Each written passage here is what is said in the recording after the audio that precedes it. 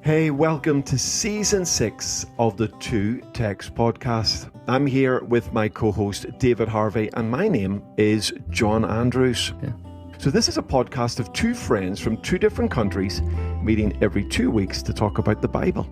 Each week we pick one text to talk about, which invariably leads to us talking about two texts and often many more.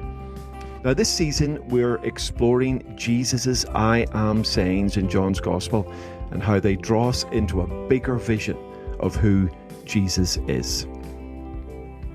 Hey, David, it is great to be back, and we are continuing with our conversation on the I ams. Had a fabulous conversation last time on I am the light of the world, and we're now motoring on in terms of certainly chapters, moving from chapter 8 of John, and we're now into the next I am statement, our third in our conversation.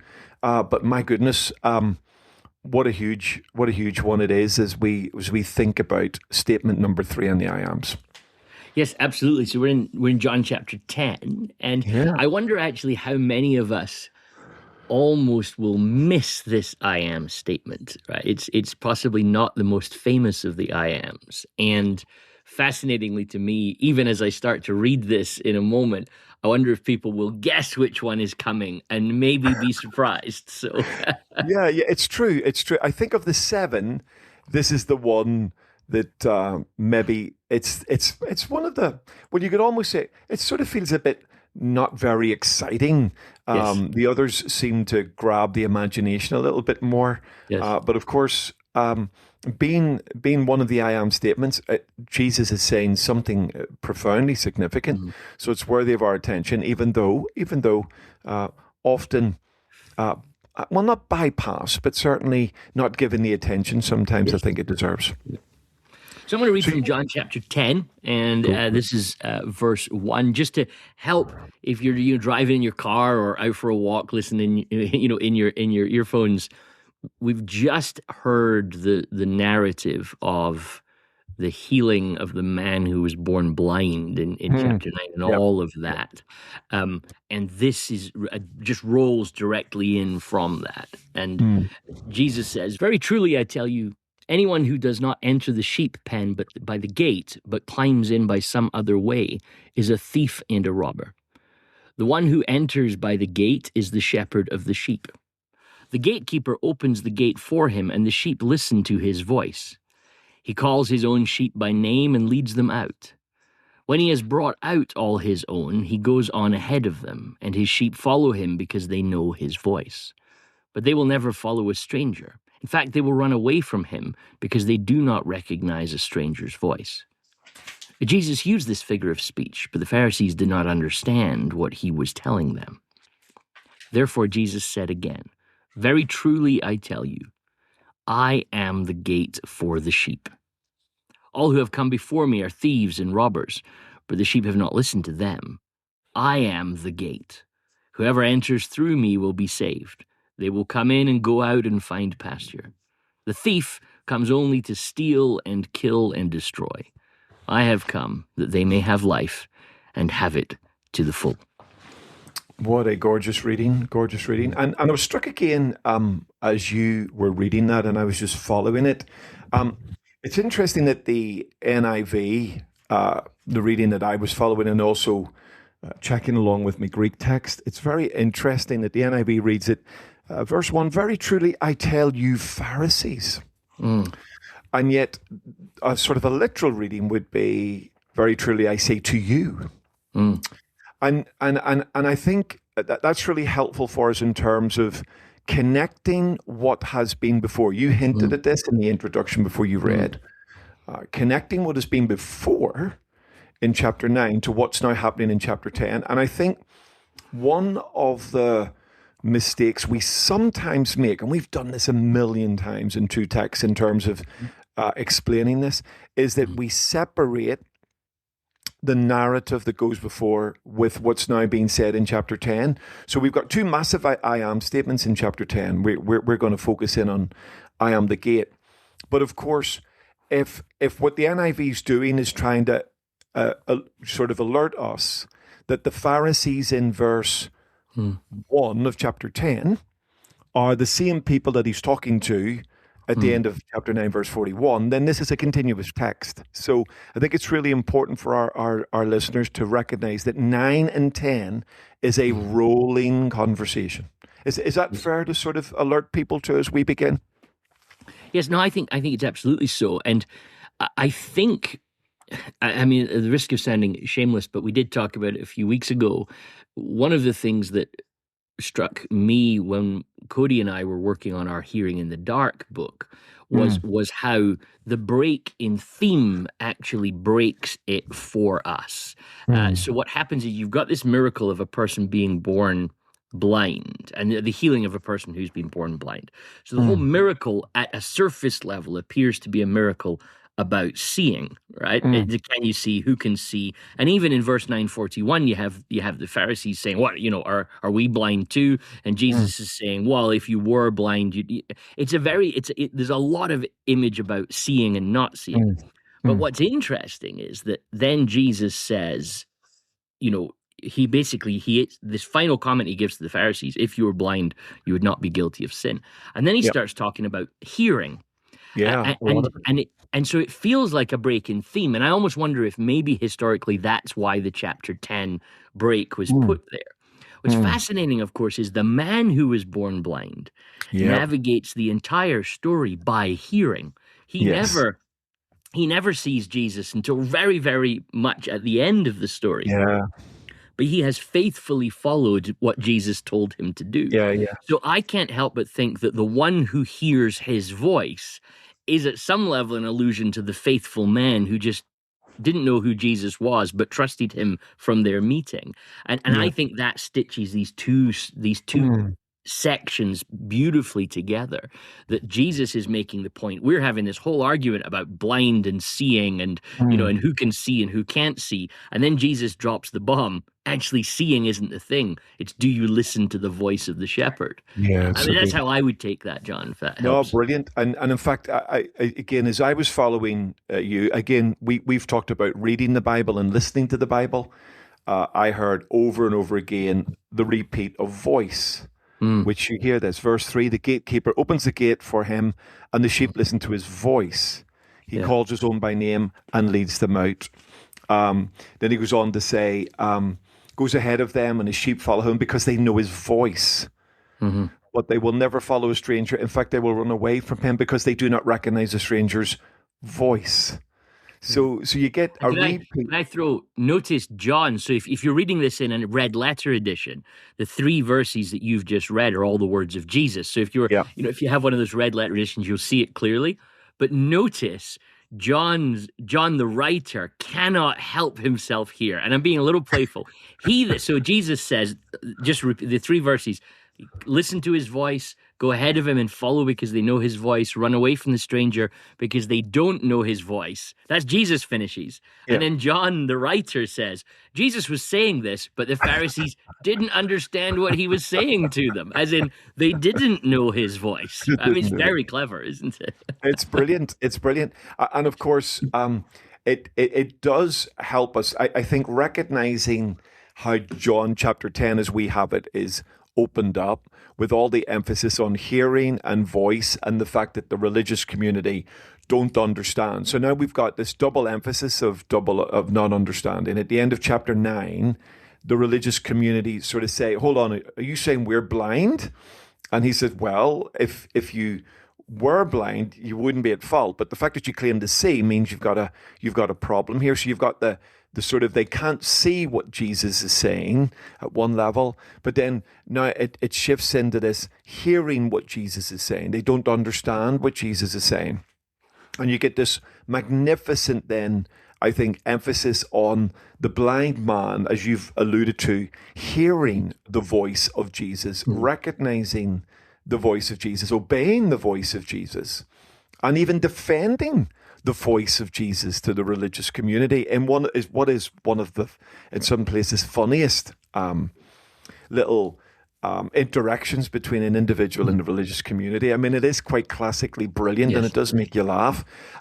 And Jesus is carrying on that conversation. So before we even get to the idea of the gate, we've got this problem that the religious community or sections of the religious community are not hearing the voice of, as we will see in chapter 10, the shepherd, but also they're not hearing the voice of God here.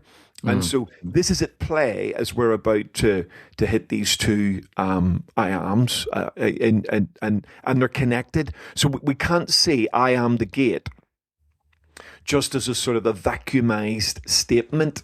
It's definitely connected to the conversation that goes in chapter 9, but also the healing of the blind man. And I think we've got to pull that in, and hopefully our listeners will too. It's funny then, and I alluded to this as well, that you get this narrative about listening and hearing as you're talking about.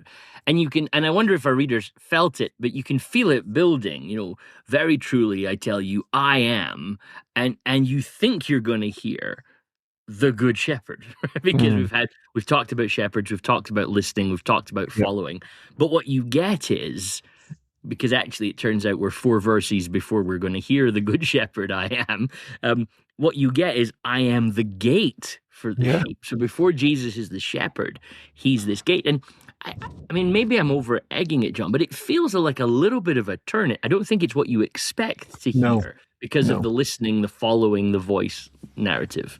Yeah, completely. It is. And I think that's what throws people. I think sometimes as we're reading it, that's why I think we almost skip past that into the more, what seems to be more dynamic or more important, I am the good shepherd conversation. But this is a really strong idea, and it is actually connected to shepherding. I remember many years ago having the privilege of going to Israel and doing some cultural studies and tour there, which was amazing. And one of the things they showed us was a traditional sort of pen that they would put the sheep in, and often the shepherd himself would lie across the entrance of the pen.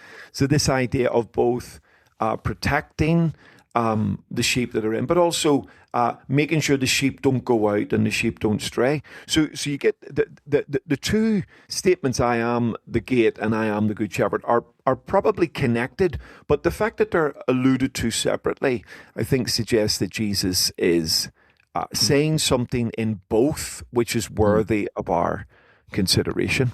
Well, and it's interesting, I think, that this notion of Christ being, I mean, I have in mind we're going to hear him say, I am the way.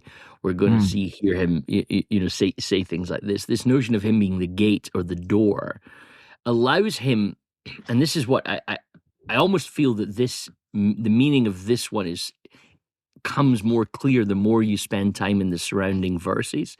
So he says, I am the gate for the sheep. And then immediately he doesn't speak about himself. He speaks about the alternate. Right? Those who have come before me are thieves and robbers, but the sheep have not listened to them. And I think there's this sort of invitation from Jesus to see how he's the way, he's the protecting way, he's the safety of the way. His voice is the one that draws you into goodness. And this is all happening in the shadow of this conversation of a group of people who they think they're trying to turf this man out, right? We've heard it said in chapter 9, the family were afraid of being kicked out of the synagogue. Yeah. And what Jesus seems to do here, John, and I'm struggling to describe this entirely well, so help me out here, but the metaphor of chapter 9 is the envisage that we're on the inside, and if you say Jesus is the Messiah, we're kicking you out. Yeah. And all of a sudden, Jesus completely inverts this and actually makes the point that people who are coming in to kick out, they're not kicking out, they're stealing. Right? They're actually thieves coming in over the wall. And it's a complete inversion of the image that the Pharisees now find themselves in this particular moment, not as those on the inside throwing out who don't deserve to be there, but as those on the outside trying to climb in and take away those who are already on the inside. I assume the implication being the man who's just been healed. I don't know if I'm saying that clearly, but I think that there's something very nuanced going on here. I love that. I love that. And I think when we remember that the religious community, especially the Pharisees, would have seen themselves as guardians of Torah, as, I mean, you could use language like gatekeeper. They would see the Torah as something that needed to be protected and watched over. And I think even the conversation that introduces the blind man's story in chapter 9, who sinned, right? This man or his parents. Now, this is a sort of I mean, you could use this is sort of gatekeeper conversation, right? This is sort of like, okay, we're standing here, even the disciples, we're standing here in a position of privilege, or a position where we are whole, and therefore we can stand here and make some sort of arbitrary judgment on this man. The fact that he's been born blind, somebody somewhere must have sinned, and hence why he's suffering, and hence why he's excluded in the way that he's excluded. And so it becomes, you even get this sort of a very subtle gatekeeper conversation, even by the disciples, who I don't think are attempting to be self-righteous in that way. I think they're trying to get to the bottom of the issue, but I think they are reflecting a self-righteous gatekeeper mentality. I think they're reflecting a mentality that would have been prevalent in its day, that would have drawn very strong boundaries around who was in and who was out. And of course, who gets to decide who's in and who's out? Well, that would be the people with like the knowledge of the Torah. That would be the people that have the clout. That would be the religious community. So we're, and of course, when the blind man gets healed, what ends up happening? We end up with who did this?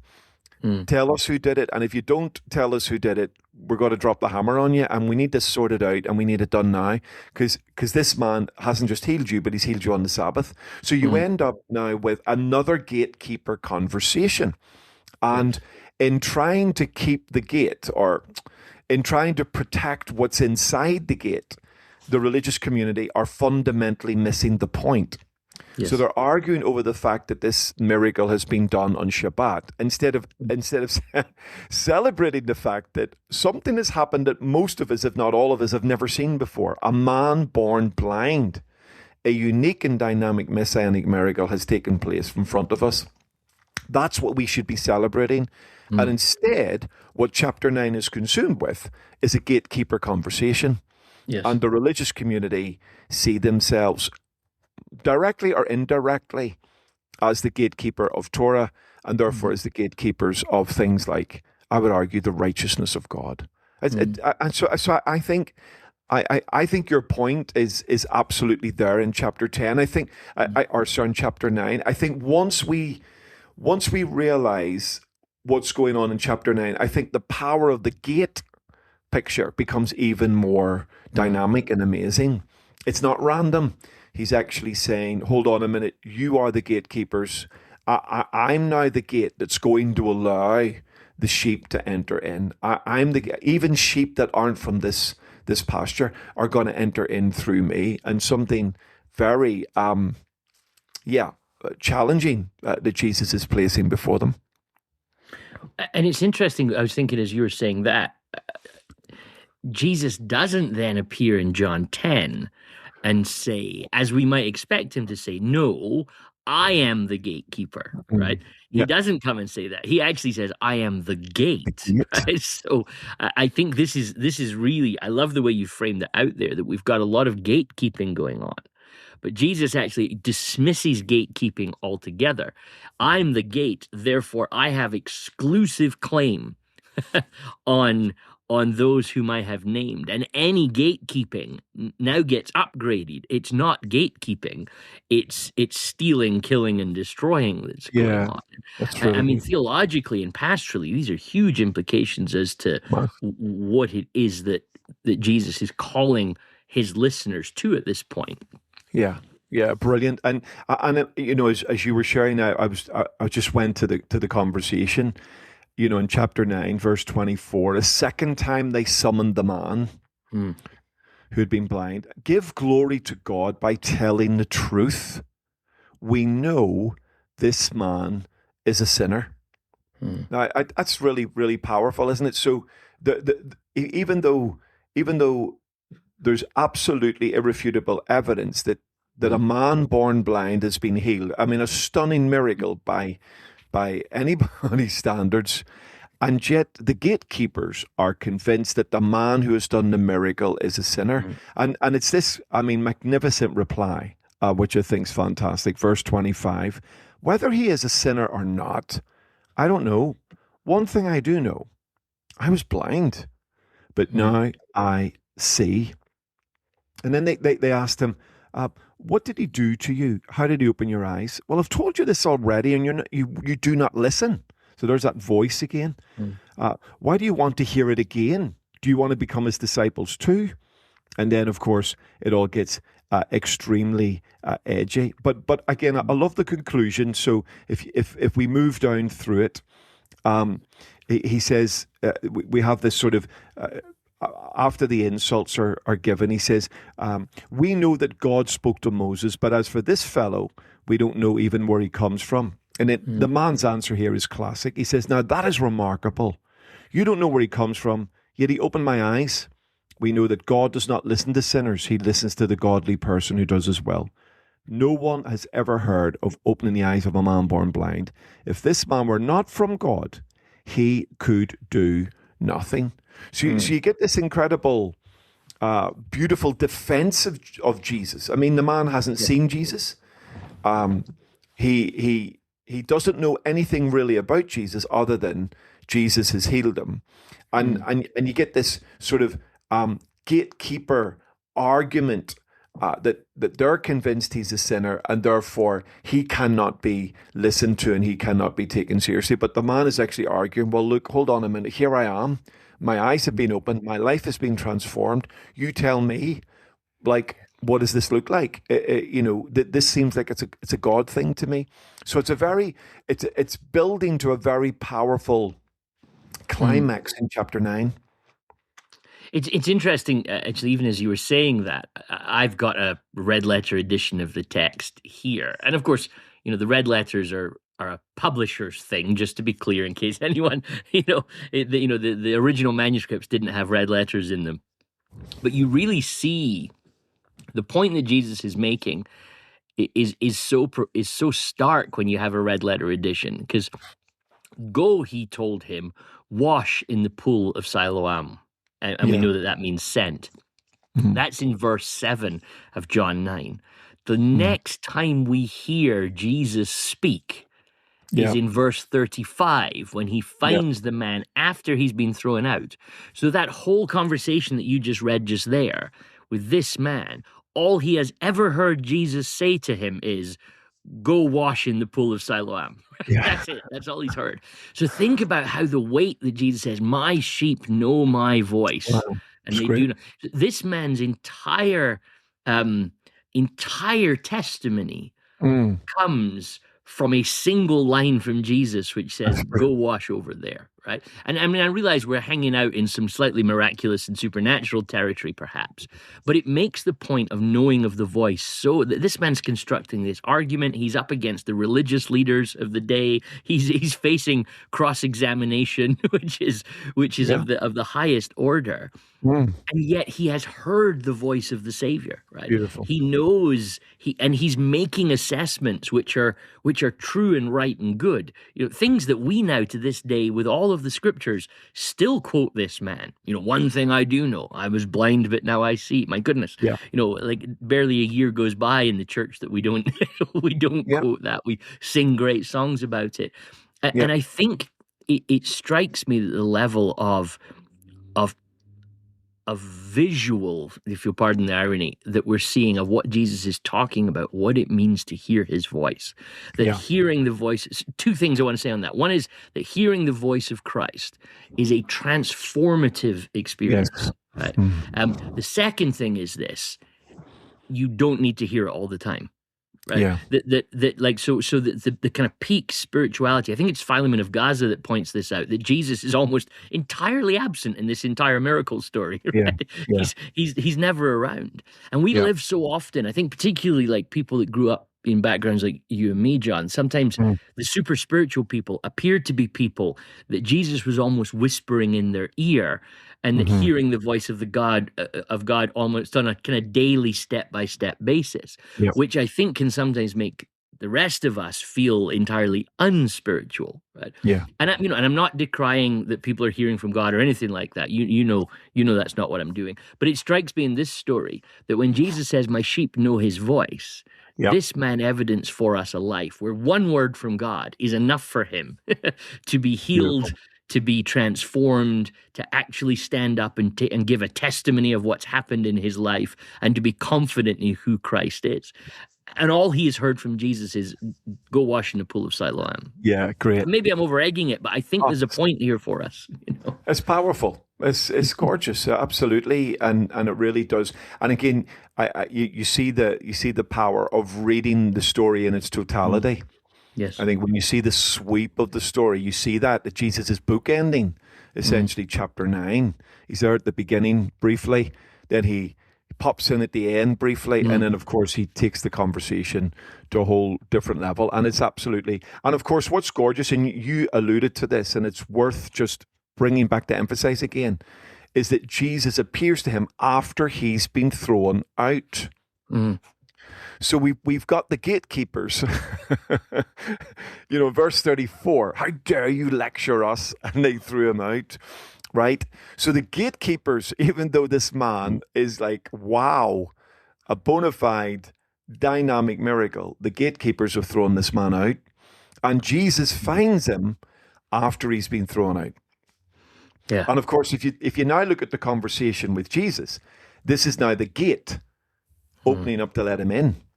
Yes. And so you get this gorgeous, conversation. "Do you believe in the Son of Man?" "Well, who is he? Tell me so I may believe in him." Jesus said, "You've seen him now. In fact, the one speaking with you is him. It's him." Then the man said, "Lord, I believe," and he worshipped. And Jesus said, "For judgment I've come into the world, so that the blind will see, and those who will see will become blind." And that takes us to another tipping point in the conversation. But what's interesting is that although he's been thrown out, Jesus has this conversation with him in the presence of some Pharisees. So you look at verse 40, "Some Pharisees who were with him heard him say this and asked." So now we've got this man expelled by the Pharisees, and Jesus is now opening the gate for this man and allowing him to enter in. But at the same time, we then get this challenge, like, see, some people won't enter in, not because they're barred, but because they're blind. And they so again, all of that's leading to this sort of clash now with the religious community on who's in, who's out, who's the gatekeeper and who's the gate. Yes. And Jesus hasn't come to be the gatekeeper. He's come to be the gate. Oh, so good.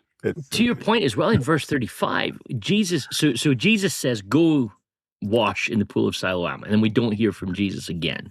Yeah. The whole thing happens, and to your point, he then gets thrown out. And it's interesting, John's language fascinates me here. Jesus heard that they had thrown him Jesus heard that they had thrown him out. Yeah. And then he found him. Yes, love it. Come on. You know what I mean?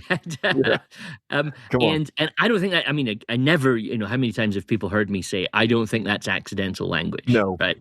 Now what's interesting in the Greek, right, is that Greek grammar has a way of doing things that sort of indicate how the sentence structure is happening. So we sort of hear three movements here. Jesus heard they threw him out. Jesus then finds him. Jesus then says to him. But the way the Greek grammar is structured is almost indicating this is happening as a kind of sequence of the same moves, if that makes sense. Yeah, yeah, And yeah. and I think I think there's something sort of beautiful there about, the man is never no one's, right? He's thrown out of the synagogue, and that physical, I think this is what I'm trying to say. The action, having heard he was thrown out, he found him. So in a weird way, the action of being found was predicated by his being thrown out, right? Yeah. Which of course is ironic, because we would say, well, didn't Jesus find him all the way back there? And you don't want to overread it at that point. But these two things are connected: the being thrown out and the being found, but all that being held together in the fact that Jesus is hearing about this, like this shepherd, he hears what's going on with the sheep who are his. So then you can have all sorts of fun with this text, in my mind, right? That take this text and lay Luke 15 over the top of it, right? Yeah, yeah, So they imagine a man who had 100 sheep, and one of them was lost. What does he do? He goes and finds him. Jesus heard that he had been thrown out. Jesus hears of a sheep who is lost. I mean, I'm being playful, but I mean, let's be playful. Jesus hears of a sheep, and what does he do? Well, he does exactly what the good shepherd should do. He goes and finds him. I mean, you can feel the whole gospel's kind of like collapsing in upon you and grasping you in this sort of text. And then his question to the man is quite simply, do you believe? Do you trust? Do you put your faith in the Son of Man? I mean, I don't know, John. I think it's beautiful at this point. Well, it's magnificent. No, it is, and I think it's even more magnificent when then we connect it to the gate conversation and further into the shepherd conversation. I think the two are connected. We're separating them out because Jesus does, because I think he's saying certain things in the gate that are different from the shepherd stuff. But you do have this absolute, it's almost like the experience of the blind man is the test case for this whole idea. And it's in this man getting healed. The gate should be opened. This man should be welcomed.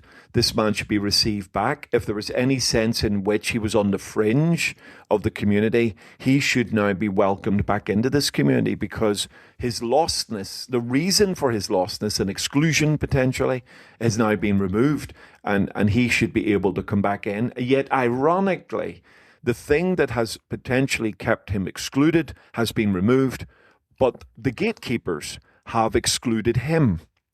And Jesus then directly goes after that. And I love the juxtaposition, because I checked it out when you said, I thought it was a beautiful thought. We're literally sort of doing this live, as Jesus passed by, he saw the man. So in chapter 9, verse 1, he saw him, but in chapter 35, he found him. I love that. I think there's a beautiful intentionality around that, and it's almost as like, if you were reading chapter 9 verse 1, it's almost like they bumped into the man.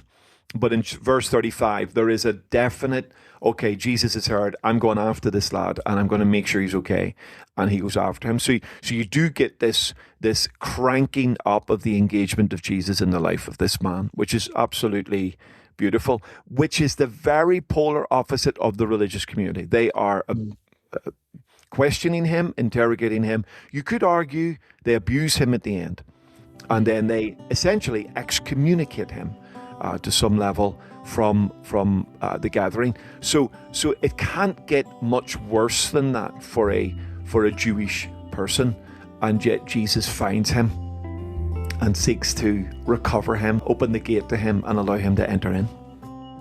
So that's it for this episode. Now, we know there's always more to explore, and we encourage you to dive into the text and do that. If you like this episode, we'd really appreciate it if you rated it, reviewed, or shared it. We also appreciate all our listeners who financially support the show, sharing the weight of producing the podcast. If you'd like to support us, visit twotext.com. But that's all for now. So until next time, from David and I, it's goodbye.